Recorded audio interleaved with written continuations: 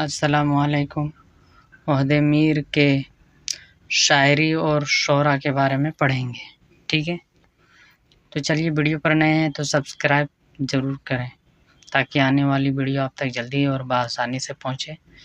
تو آج ہم بات کریں گے سودا کے حالات زندگی کے بارے میں، سب سے پہلے پڑھیں گے اور ان کی شاعری کے بارے میں۔ تو چلیے شروع کرتے ہیں۔ سودا کا پورا نام شیخ محمد رفیع تھا، یعنی کہ سودا کا پورا نام تھا وہ شیخ محمد رفیع تھا۔ ان کا تخلص سودا تھا۔ سودا کے والد مغل دور حکومت میں کابل یا بخارا سے ہندوستان آ کر یہاں بس گئے تھے۔ ان کے سودا کے والد مغل بادشاہ کے زمانے میں کابل یا بخارا سے آ کر ہندوستان میں بسے تھے، ٹھیک ہے؟ ان کی پیدائش 1706 عیسوی میں ہوئی تھی۔ سودا کی پیدائش تھی 1706 عیسوی میں ہوئی۔ ان کے والد کا نام مرزا شفیع تھا اور پیشہ سپاہ گیری تھا اور خود تاجر تھے، یعنی کہ ان کا خاص پیشہ تھا وہ سپاہ گیری کا اور تاجر بھی تھا، ٹھیک ہے؟ سودا کا بچپن خوشحالی میں گزرا کیونکہ ان کے والد صاحب حیثیت تھے، اس لیے ان کی تعلیم بھی بہتر طور پر ہوئی، یعنی کہ سودا کا بچپن خوشحال سے گزرا کیونکہ ایک تو پہلے تو سپاہ گیری کا ان کا پیشہ بھی تھا اور خود تاجر بھی تھے، اور مال و دولت ان کے پاس بہت اچھی تھی، اس لیے ان کا تعلیم و تربیت بہت اچھے سے ہوئی۔ لیکن ان کے والد کا جلد ہی انتقال ہو گیا۔ والد کے انتقال کے بعد سودا نے ذریعہ معاش کے طور پر فوج میں ملازمت اختیار کر لی، حالانکہ یہ ان کے طبع سے بالکل میل نہیں کھاتا تھا، یعنی کہ سودا کی والد کا انتقال بہت جلدی ہو گیا تھا، جس کی وجہ سے سودا ان کے گھر کے تمام ضروریات چیزوں کو پوری کرنے کے لیے انہیں ذریعہ معاش کے لیے، یعنی کہ پیسوں کمانے کے لیے انہیں فوج پر ملازمت کرنی پڑی، نوکری کرنی پڑی، ٹھیک ہے؟ اور اس فوج کی ملازمت میں ان کا طبیعت بالکل نہیں میل کھا رہا تھا اور نہیں لگ بھی نہیں رہا تھا، اس لیے انہوں نے زیادہ دن تک نہیں کیا وہ ملازمت فوج کی، بہت جلدی انہیں چھوڑ دی، اور چھوڑنے کے بعد انہوں نے شعر و شاعری میں اتر گئے۔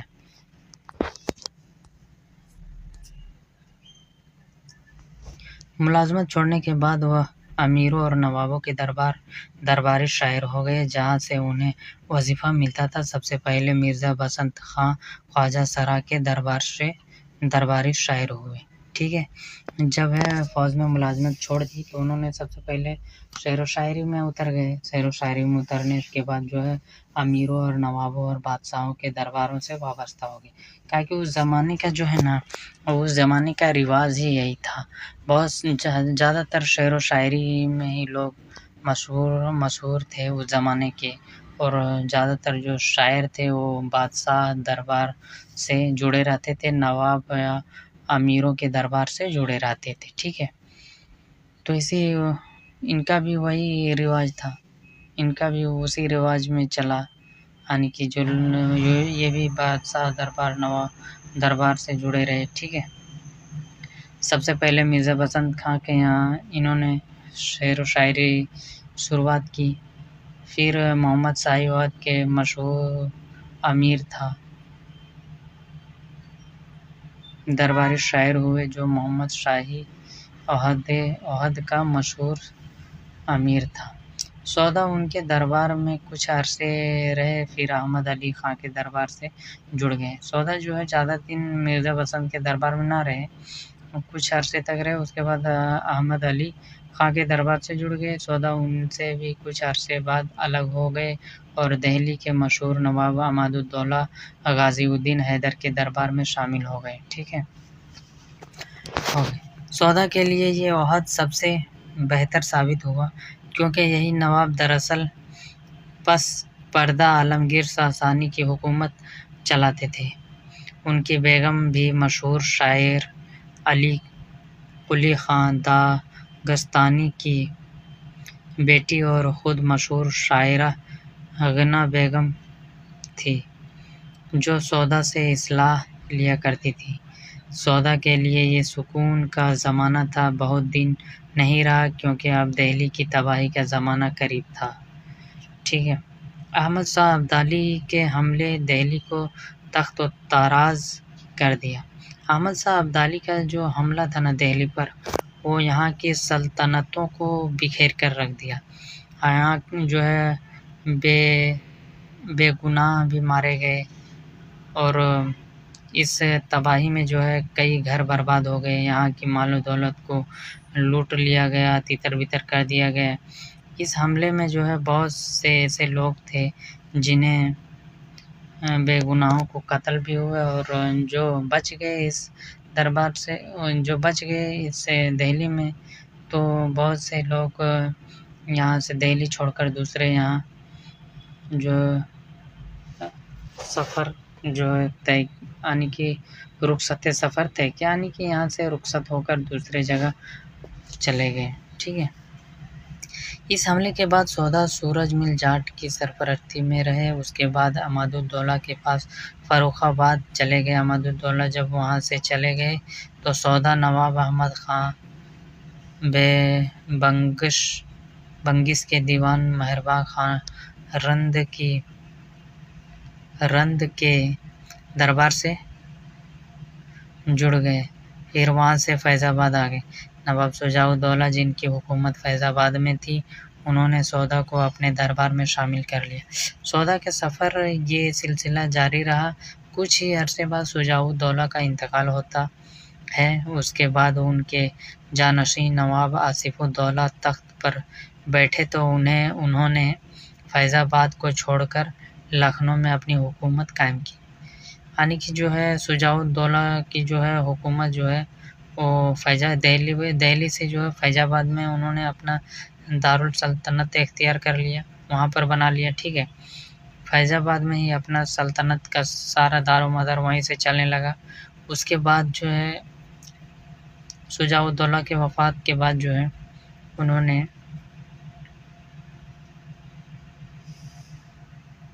ان کے بیٹے نواب آصف الدولہ نے جو ہے فیض آباد سے جو ہے لکھنؤ کو اپنا حکومت قائم کیا، یعنی لکھنؤ میں اپنا پورا دارالسلطنت قائم کیا لکھنؤ میں۔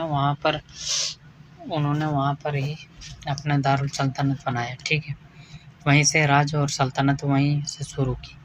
سودا ان کے ساتھ لکھنؤ آ گئے۔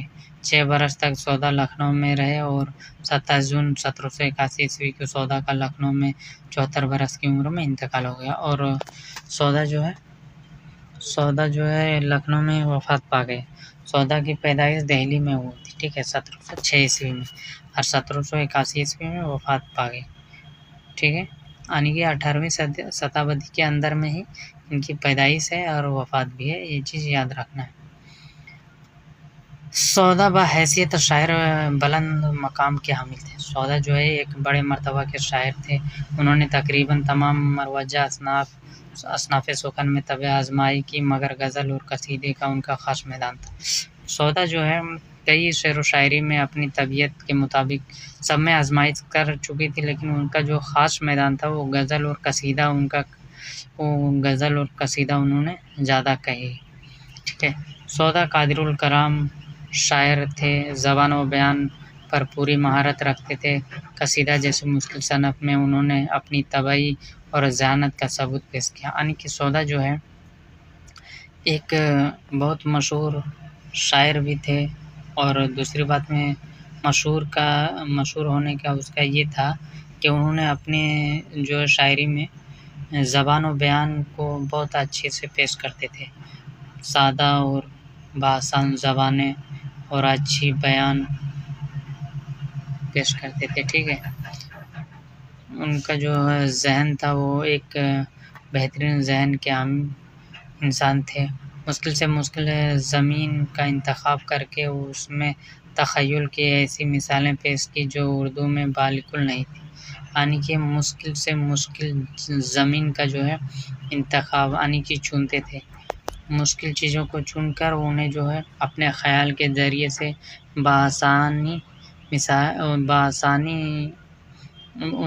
بآسانی سے بیان کرتے تھے، اور اسی مثال کی وجہ سے جو ہے اردو میں بالکل نئی، ان کے جیسا کوئی نہیں تھا، یہ اردو میں نیا لایا۔ انہوں نے مدحیہ قصائد کے ساتھ ہجویہ قصائد بھی خوب لکھے۔ ان کے ہجویہ قصائد میں تلخی اور طنز کی کاٹ بہت دھار تھی۔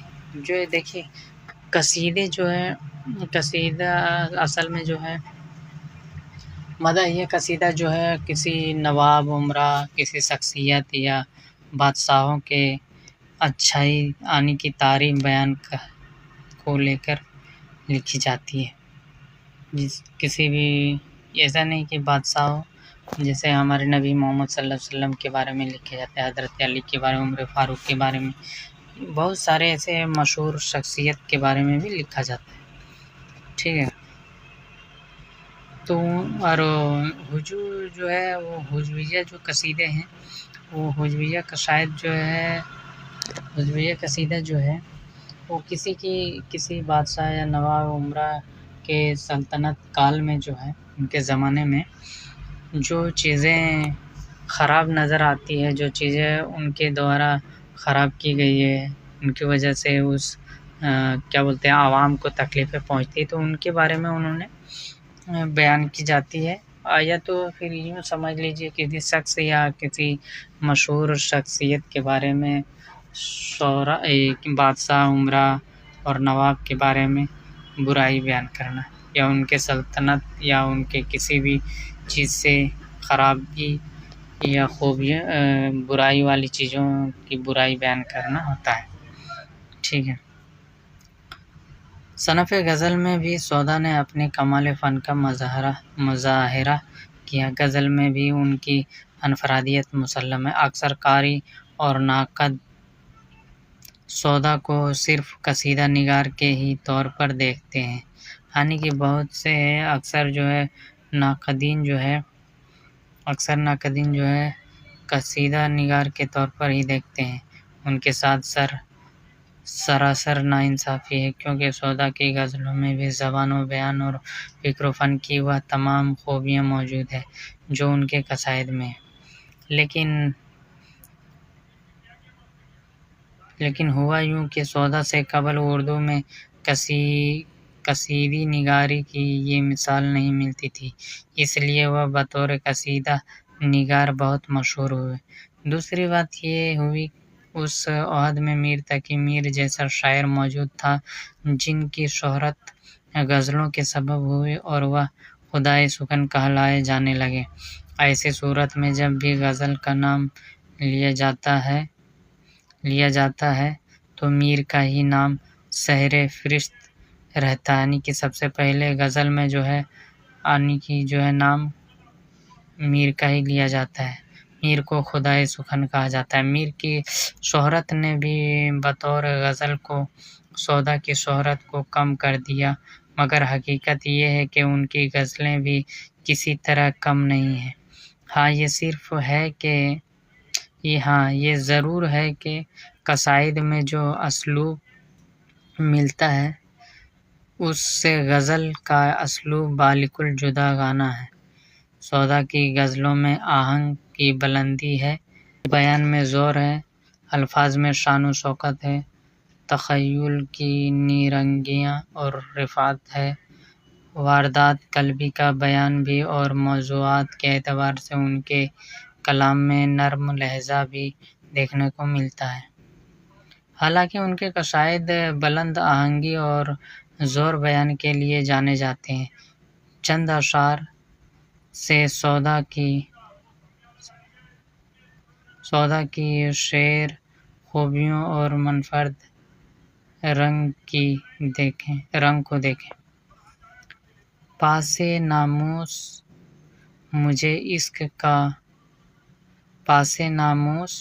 مجھے عشق کا ہے یہ بلبل، ورنہ یہاں کون سا اندازِ فغاں ہے کہ نہیں۔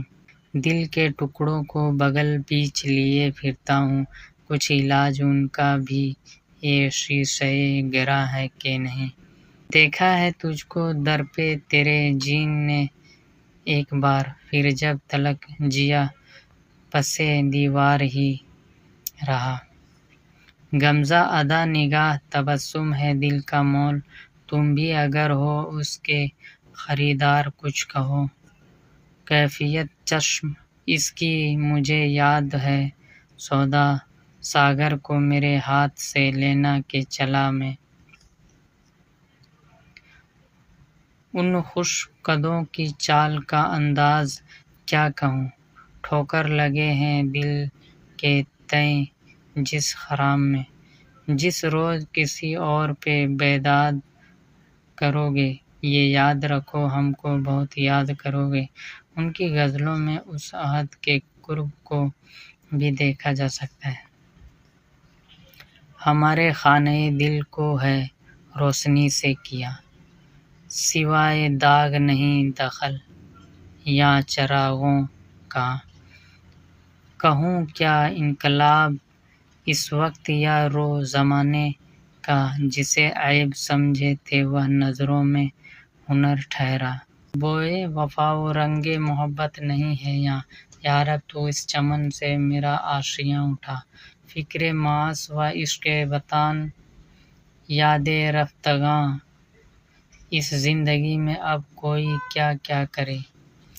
سودا نے قصیدے کے فن کو ایسا عروج بخشا کہ آج تک کوئی ان کا ہمسر نہیں ہو سکا۔